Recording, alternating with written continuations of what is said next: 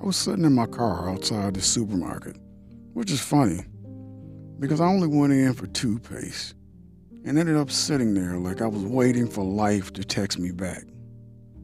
And I kept thinking, this wasn't supposed to be the future. We were promised jetpacks and robot butlers and a society that was too smart to be sad. But instead, we got self-checkout lanes that yell at you when the bagging area disagrees with reality. I remember thinking, this must be what Aldous Huxley saw coming. A world where everything is advanced and everyone is numb. I looked around the parking lot. People walking with their heads down, shoulders slouched, earbuds in, faces blank. It felt like a rehearsal for something nobody wanted to perform. And I thought, we're connected to everything except ourselves. In Brave New World, they have Soma, the happy pill. But we have scrolling. We have notifications that hit the brain like tiny narcotic raindrops. We have entertainment that never ends and attention spans that do. I remember thinking, is this what contentment looks like when it gets mass produced? I watched a guy pushing a cart full of stuff that didn't look like food as much as it looked like sedatives. Sugar, screens, convenience and plastic wrapping. And I thought, we're not buying groceries, we're buying coping mechanisms. It's strange, the way the world shapes you. You grow up believing you're getting a life. And then one day you realize you're getting a system instead. A system that rewards exhaustion and calls it ambition. Rewards numbness and calls it peace. Rewards distraction and calls it happiness. And somewhere in the middle of all that, you forget how to hear your own mind think. I turned the key halfway in the ignition just to hear the radio, because I wanted a voice in the car that wasn't mine. And the DJ said something about a new ultra-premium wellness drink. I started laughing because in Huxley's world, they have factories for pleasure. But we have influencers. We have people selling you calm for $39, $99 a bottle. We have peace in a can, hope in a gummy, happiness as a subscription service. I thought, of course they sell it. Nobody remembers how to make it themselves anymore. A kid walked by wearing a VR headset. In the real world, outside, in broad daylight. I wanted to ask him, why do you need another world when this one hasn't even finished loading yet? But he wouldn't have heard me anyways. The wind was barely moving the trees. The sun was doing the pale evening thing where it tries to look interested. And everything felt manufactured, curated, polished, aesthetic. And even if nature was acting, and I thought, maybe we're all actors in a world that forgot to write the script. Huxley talked about a future where nobody suffers because nobody feels enough to suffer. And I started wondering, are we drifting into that right now? Feeling less so we can function more? Smiling more so we can panic less? I sat there in the parking lot with toothpaste in a bag on the passenger seat, thinking about how we've traded discomfort for sedation, freedom for convenience, and meaning for dopamine. And the scariest part is, nobody forced us. We subscribed. We opted in. We hit, I agree. And I whispered to myself, maybe Huxley wasn't predicting a future. Maybe he was giving us the receipt for the present.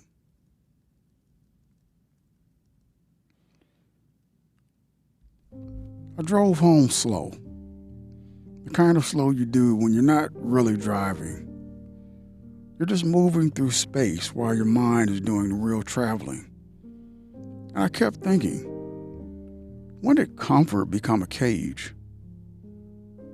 The world today is padded, emotionally, physically, digitally.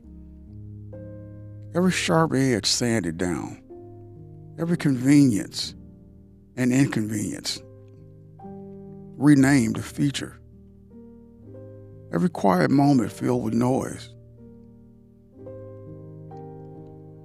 And if silence was some kind of poverty we should be ashamed of, I pulled up to a red light, which felt symbolic. The universe telling me to pause, as if I needed permission to think.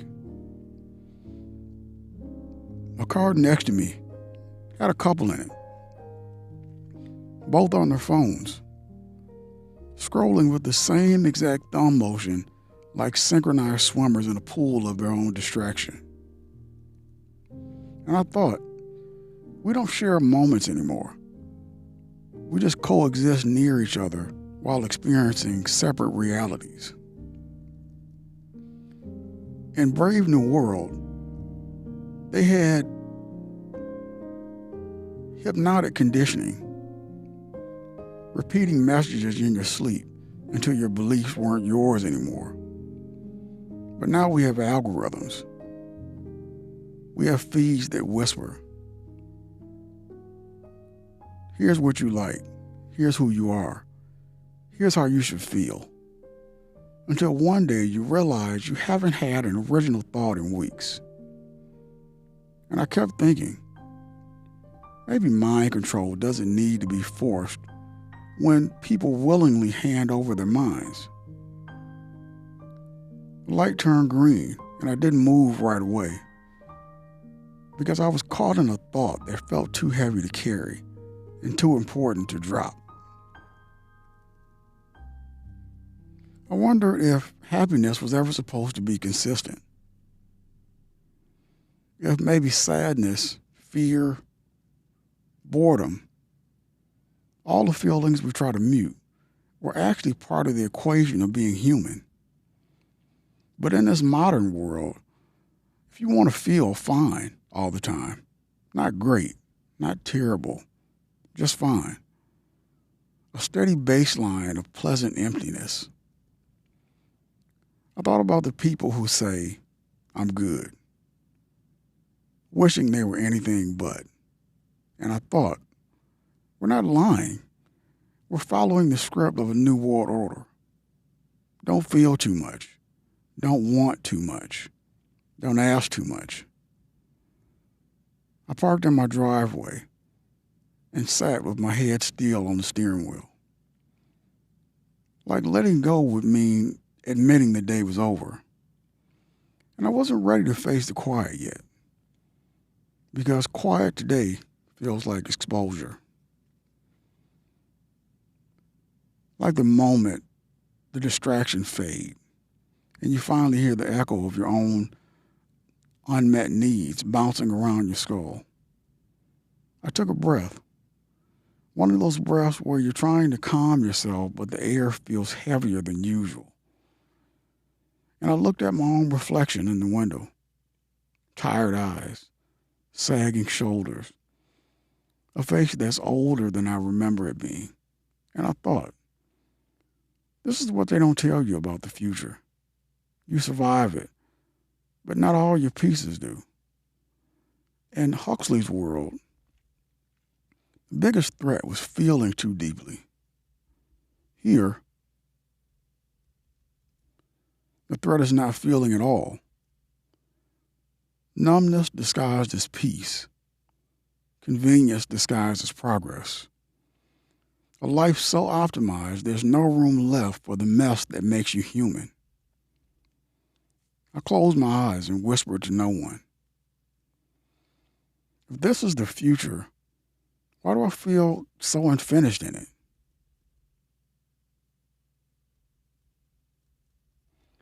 I went inside and dropped the keys on the table, and the sound echoed in the house like it was trying to remind me that empty spaces don't lie. They tell you exactly how alone you are.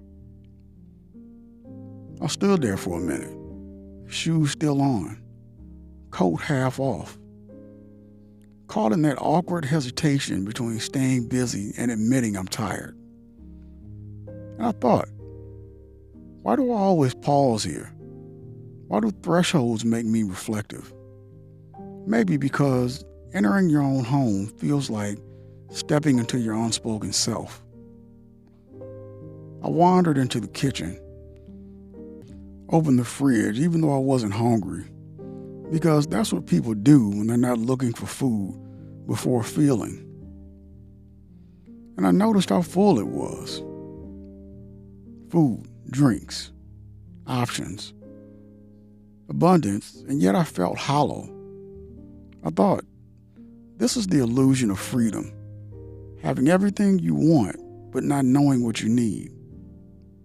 In Brave New World, freedom was treated like a disease. Choice was considered dangerous. People were conditioned not to want anything real. And here I was, living in a world with more choices than any human in history, and feeling overwhelmed by all of it. I grabbed a bottle of water, the kind with the electrolytes for optimized living label. And I laughed a little because even hydration needs marketing now. And I thought, we replaced gods with brands. And now we pray to our products to make life bearable. I walked into the living room. The TV glowed, even though I didn't remember turning it on. It was showing one of those endless talk shows where people argue about things they don't truly care about. And I stood there watching two strangers on a screen shouting about a topic that had no real impact on their lives.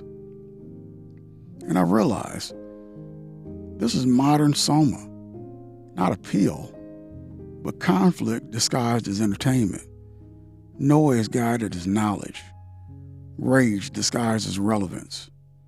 I turned it off, and the sudden silence almost startled me, like the quiet was something unnatural.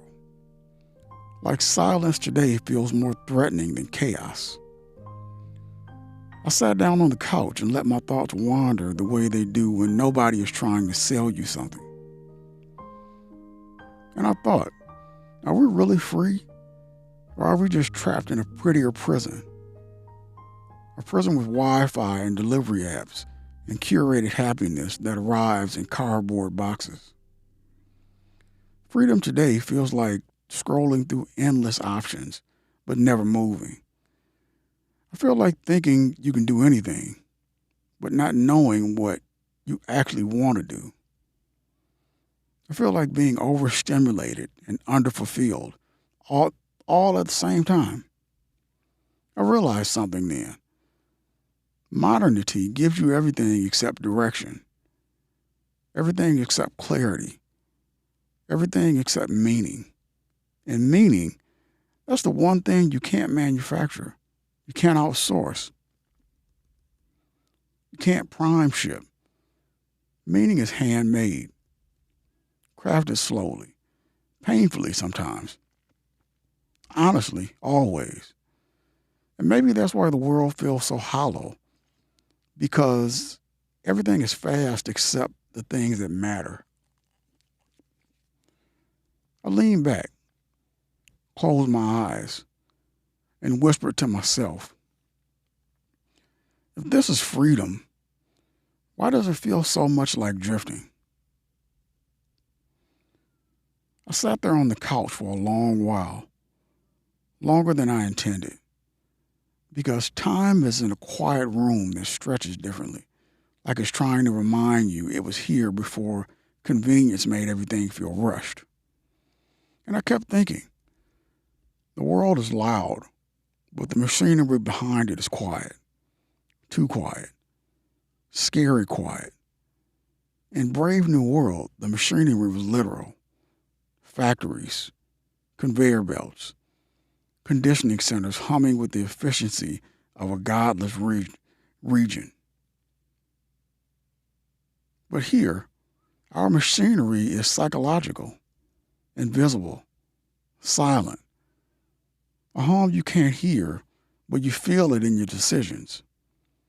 I picked up my phone without thinking, a reflex more than a choice. And I stared at the screen like I was going to tell someone who I am.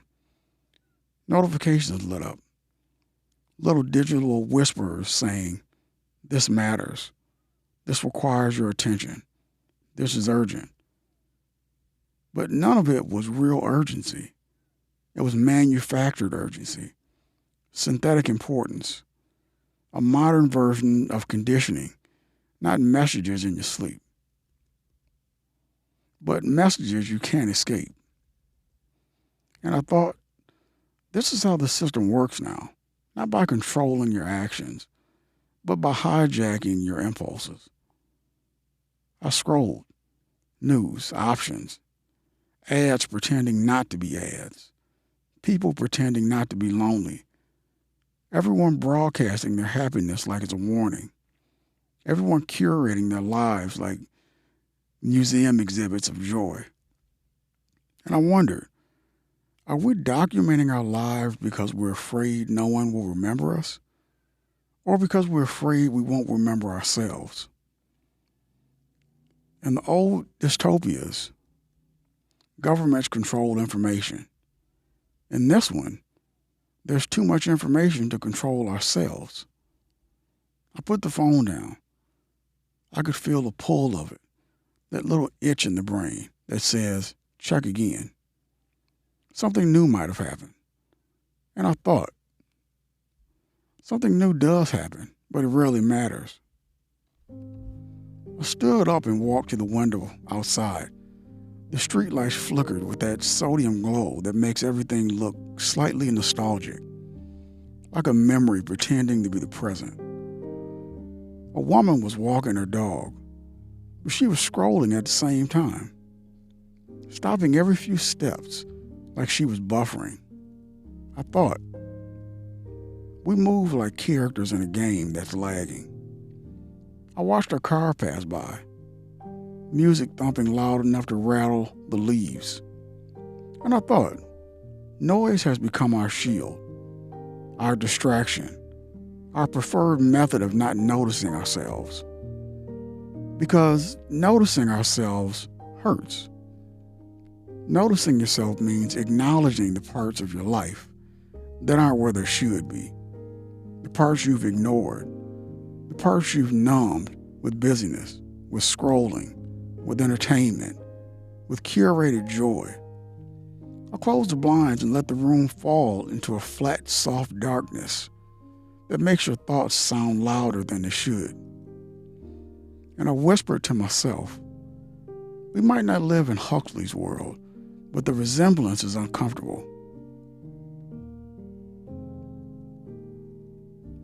I went to the kitchen again, not because I needed anything, but because sometimes changing rooms feels like changing chapters. And I noticed how strange it is that we never let ourselves be alone anymore. Not truly alone. Not the old kind of alone. The kind where your mind stretches out across the quiet room and starts showing you the things you've been avoiding. No. Today, alone means grabbing a device. Alone means filling the silence.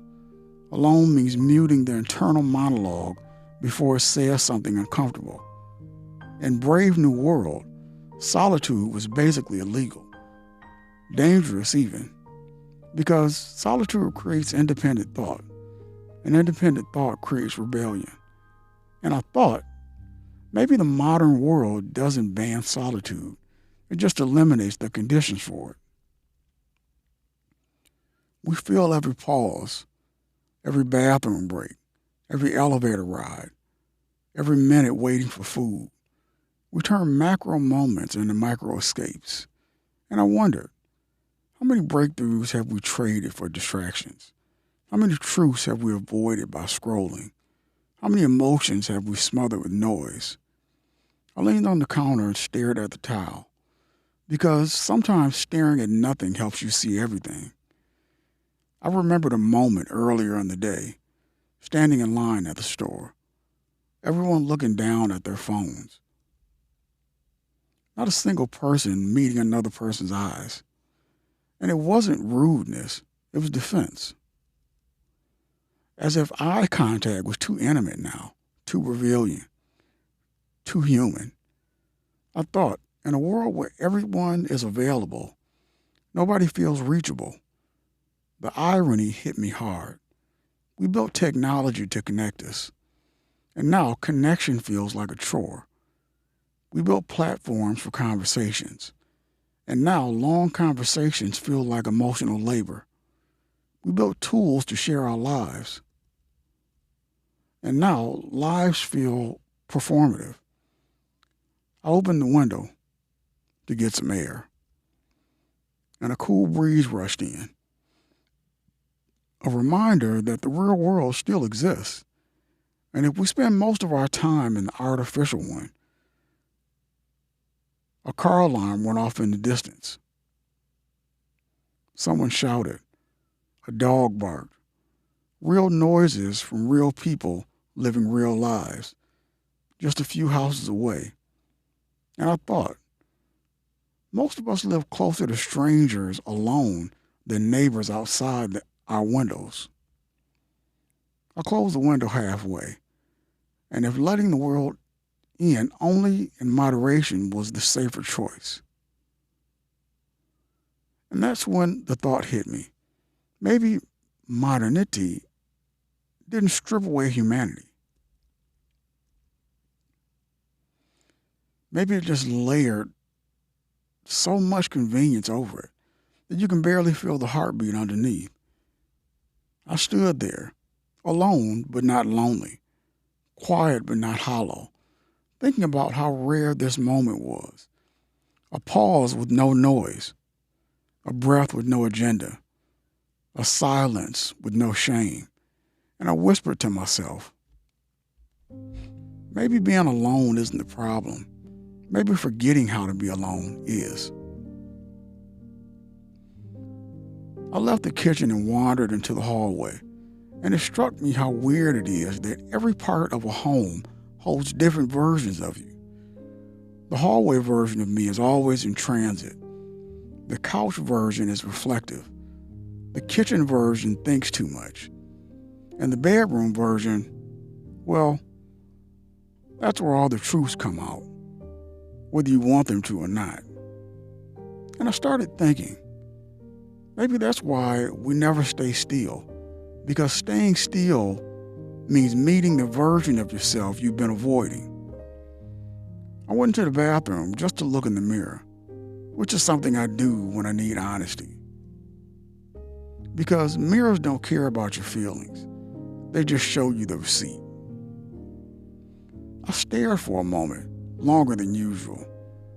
Long enough to notice the fatigue behind my eyes. Long enough to see the subtle tension in my jaw. Long enough to realize I haven't been resting. I've been distracting myself until exhaustion gives up and goes quiet. In Brave New World, people never faced themselves. They never aged. They never questioned, never broke down. The system kept them happy, but it wasn't happiness. It was sedation disguised as stability. And I thought, how much of modern happiness is actual? Or should I say actually, just sedation with better marketing? I splashed cold water on my face because cold water feels like a reset button. And as the droplets slid down my skin, I caught myself thinking, there's something sacred about discomfort, something honest, something real. But modern life doesn't want you uncomfortable, not even for a second. Feeling sad, here's a subscription. Feeling bored, here's infinite content. Feeling lonely, here's a platform where you can talk to thousands and still not feel seen. I dried my face, and for a moment I felt like I was looking at a stranger. Not because I didn't recognize myself, but because I recognized the parts of me shaped by everything except my own decisions. As I whispered, almost afraid to hear it out loud, how much of me did I give away just to fit into the modern world? And did the world even notice? I walked back into the hallway, slowly this time, like each step was a negotiation with reality. And I realized modern life makes disappearing easy. Not the dramatic kind of disappearing, but the subtle erosion of self through convenience, through routine, through noise, through endless half engagements with a world that keeps taking and rarely gives anything meaningful back.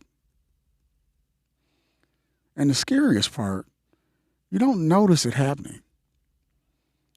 Not until you look in the mirror and see a version of yourself you didn't deliberately create. I sat on the edge of the bed and felt the mattress sink under me. And I thought, maybe this is the real dystopia, not a government controlling us, but a world so comfortable that we are willing to let parts of ourselves fade just to maintain the illusion of ease.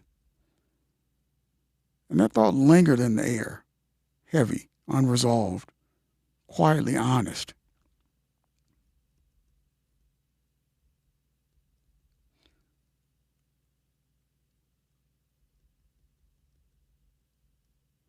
I sat on the edge of the bed longer than I meant to, because the bed is one of those places where your mind stops pretending. It's where all the unfiltered thoughts come crawling out, the ones you keep buried during the day, under errands and entertainment and whatever else you use as insulation.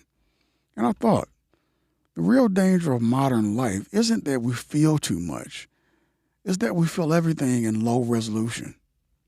Everything is muted. Everything is softened. Everything is manageable.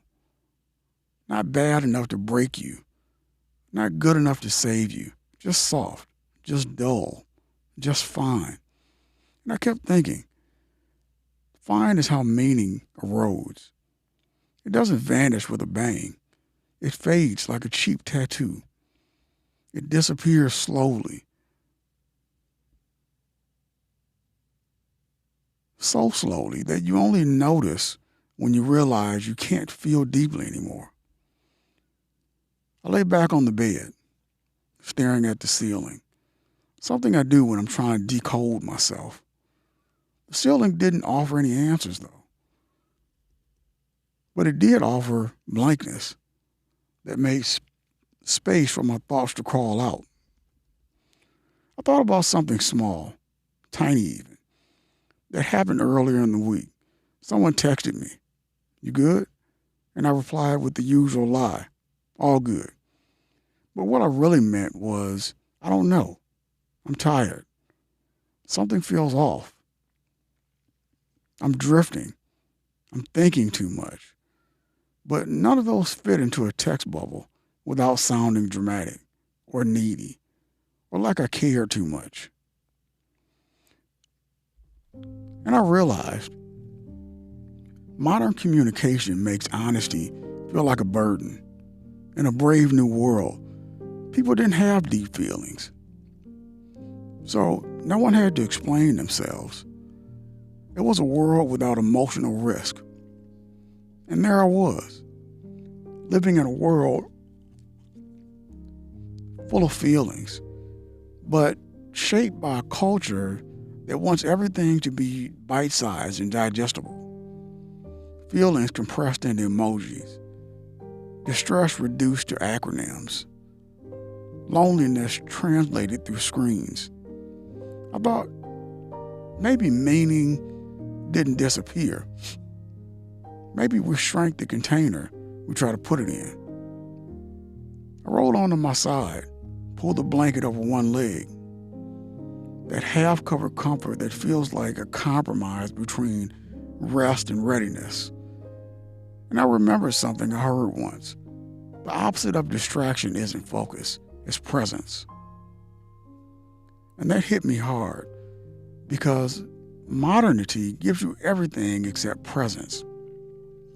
It gives you tools, toys, notifications, instant answers, false belongings, and a million micro reasons to never sit with yourself long enough to understand who you are without the world pressing its thumb into your identity. I exhaled, slow, deliberate, like I was trying to match the rhythm of a life I haven't lived yet. And I whispered into the dim room as if speaking too loudly would break the fragile honesty of the moment. If meaning is fading, is it because the world has changed? Or because I stopped listening long enough to hear my own death? That question didn't answer itself. It just hung there, suspended in the quiet, waiting for me to grow into the person who could answer it. I was walking past a grocery store, the same one where the automatic doors always hesitate before opening, like they're unsure if I'm worthy of the electricity. And I was thinking about how everything now feels designed to remove the small frictions of being human. And I was wondering if that was a blessing or a curse, because we always did say we wanted convenience. But now convenience feels like a padded room, the kind that keeps you from hurting yourself and also keeps you from living. And I was noticing the people around me, each one staring at a phone like the phone was an oracle. And I thought, this is what prophecy looks like now. Swipeable, scrollable, and softened with pastel UI. Nobody has to believe in anything difficult anymore. Everything is meant to be easy. And yet everyone looks exhausted, which is peculiar because you think ease would create energy, not drain it. But I suppose when life stops resisting you, you stop pushing back. And your muscles for meaning to start to atrophy. And I was standing in line. Well, not really a line, more like a cluster of people shaped vaguely like a line. And I realized nobody carries cash anymore. Nobody wants to touch anything real. Money has become a rumor we pass back and forth electronically. And I thought about how, in this so-called brave new world, we don't barter with cattle or crops or gold. We barter with attention. And it struck me that attention is the new oxygen, the thing everybody needs but nobody has enough of, because we keep giving it away like it's nothing. Then the self-checkout machine started talking to me in that overly calm voice that sounds like it's trying to soothe the frightened horse. Please place your item in the bagging area. And I was thinking, that's the tone of modernity. Gentle, robotic, and deeply annoying that you exist. And it made me realize how strange it is that humans built machines to make life easier. And now machines spend most of their time telling humans what to do. It's like parenting has become outsourced to software. On my way out, I saw a man by the red box kiosk. God knows how that thing is still alive. And he was swearing at the screen because it froze. And I thought, we built a world that can deliver any movie in the universe in 3 clicks. And we still get furious when it takes 4. And I remember how, decades ago, My grandparents were planning an entire night around a movie rental. And now a loading icon feels like cruelty. And as I walked in my car, I felt this pressure in my chest. Not anxiety, not sadness, something in between. The tension between comfort and stagnation. The world keeps getting shinier, smoother, more optimized. And yet I keep feeling like something essential is slipping out of reach. Something messy, something unpredictable, something alive. And I thought, maybe the brave new world isn't dystopian because it's oppressive. Maybe it's dystopian because it's numbing. Because nothing hurts enough to make us change. Nothing challenges enough to make us grow. And nothing shocks enough to make us wake up. And then I sat down in the driver's seat and I noticed the silence of the car before the engine started. That small sacred moment before the machines take over again. And I thought, this is the last frontier of humanity. The pauses, the unscripted moments, the breaths between the notifications. And I turned the key and said out loud to nobody, if this is the future, I hope I don't sleepwalk through it. I was driving down the freeway, the I-96 stretch where the billboards flip every half mile, like they're part of a slideshow someone forgot to pause. And I was thinking about how advertising has become less about convincing you and more about predicting you. And I thought that was peculiar because prediction feels like a polite word for surveillance. It's like the world is whispering, we know what you want before you do it. And I'm supposed to find that comforting. I saw one of those digital billboards glitch for a second. Half of it showing a fast food ad and the other half showing some lawyer promising justice, like it comes bundled with a consultation. And I was thinking how fitting that was, the overlap of indulgence and consequence. And I said to myself, that's modernity right there, a cheeseburger blurred into a lawsuit. And then I laughed because it shouldn't make sense. But it does. A car passed me, one of those electric ones that looked like a smooth pebble. And I noticed how silent it was, too silent. I was thinking, we used to admire loud engines. We used to love the sound of power. Now we admire things that pretend they're not even there. We want our machines invisible, our conveniences frictionless, our lives quiet enough that we don't have to notice we're lonely. I took the exit ramp, and the radio tunes itself, as if embarrassed that I still use buttons. And it started playing a song that I didn't hear in years. One of those tracks that used to come on when life felt bigger than the decisions I had to make. And I felt a pinch of nostalgia, the type that doesn't hurt but stretches you, like an old scar, reminding you it's still part of your skin. And I thought, music is the last unregulated doorway into memory. No algorithm can fully control the way a melody ambushes you. I pulled into the parking lot, half full, half empty, depending on how you measure optimism, and I saw a couple sitting in their car. They weren't talking. They were both on their phones, faces lit by the ghostly glow of competing screens. And I thought, this is intimacy now, two people sharing the same silence, but not the same world. And I wondered if they even noticed each other, or if they were just bodies in proximity, orbiting separate digital suns. I sat there for a moment, engine still humming, and I was thinking about the word connected. How it used to be about people, and now it's about devices. How being offline feels like being underwater. How conversations happen in fragments, as if our hearts have buffering issues. Then a notification popped up on my phone, something trivial, something forgettable, and I caught myself reaching for it. instantly without thinking, a reflex. And I said out loud, see, that's how it gets you. And I felt a little ashamed because I like to believe I'm above the addiction, even though I'm obviously not. None of us are. We've all become Pavlov's dogs, and the bell is a vibrant vibration in your pocket.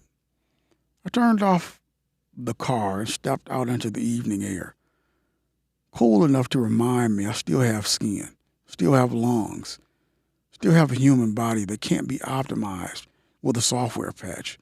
And I thought, maybe modern life isn't about living better. Maybe it's about feeling less. Because feeling is inconvenient. Feeling gets in the way of efficiency. And I whispered to myself, but I'd rather feel too much than nothing at all. I was walking into the store, one of those big box places where everything smells faintly like rubber and fluorescent regret. And I was thinking about how strange it is that these places always feel both full and empty at the same time, full of products, empty of soul. And I caught myself scanning the aisles like a machine instead of a man. And I thought, this is how conditioning works. You don't notice when the maze becomes familiar. The cartwheel squeaked. And I felt a weird pang of nostalgia for the old days when stores' carts fought you like they had opinions. Now they glide too easily, too smooth. And I was thinking, even shopping doesn't want friction anymore. Everything is built around the idea that you shouldn't feel anything between desire and acquisition. I turned down an aisle with 50 different brands of bottled water, all claiming purity, all claiming clarity. And I laughed to myself because the irony was too loud. We live in a world advanced enough to create flavored clouds in a can, but not advanced enough to trust the tap. And I thought, is convenience just a prettier face on distrust? Because it feels like the more options we get, the less we believe in anything real. A worker walked past me, scanning shelves with a handheld device that beat rhythmically, like a small heart monitor for capitalism.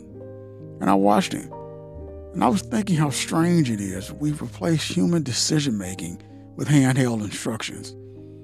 He didn't look at the products, just the screens, as if the screen knew better than his own eyes.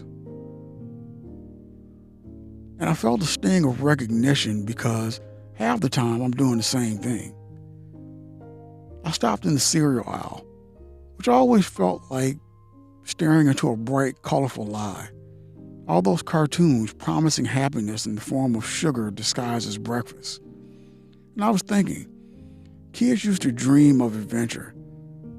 Now they dream of mascots. And then I corrected myself. No, kids still dream of adventure. Adults just hand them cereal boxes instead. I grabbed something practical, the kind of thing an adult is supposed to buy, and I tossed it into the cart. I heard myself mutter, "Look at me, choosing responsibility again." And I laughed because adulthood is mostly just performing responsibility for an imaginary audience.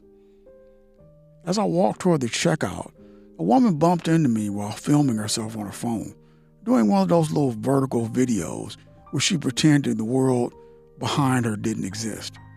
And she apologized, but it wasn't the kind of apology that's shaped like an emoji. Not a feeling. And I thought, we're all becoming extras in other people's content, background characters in someone else's main quest. At the self-checkout, the machine told me what to do in a calm voice that felt vaguely judgmental. And I was thinking how peculiar it is that I'm now trained to bag my own items, pay full price, and thank the machine for the opportunity.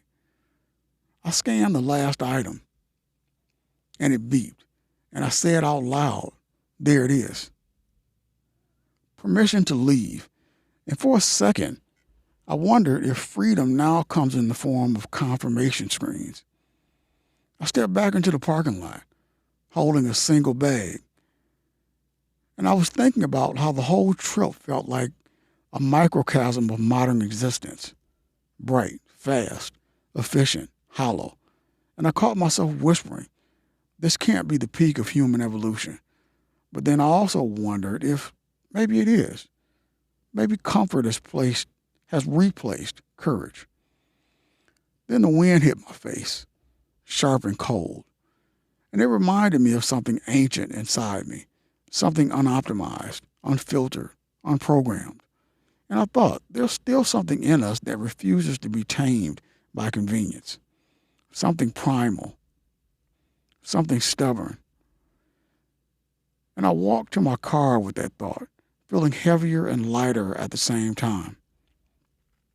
I sat in the driver's seat, doors closed, engine off, letting the silence press in like it wanted to remind me it exists, whether I notice it or not. And I started thinking about how rare moments like this are rare, unclaimed and inaccurate, unmediated by apps or feeds. Because modern life doesn't give you pauses, it gives you transitions. Transitions that felt like empty hallways between obligations, notifications, and obligations disguised as opportunities.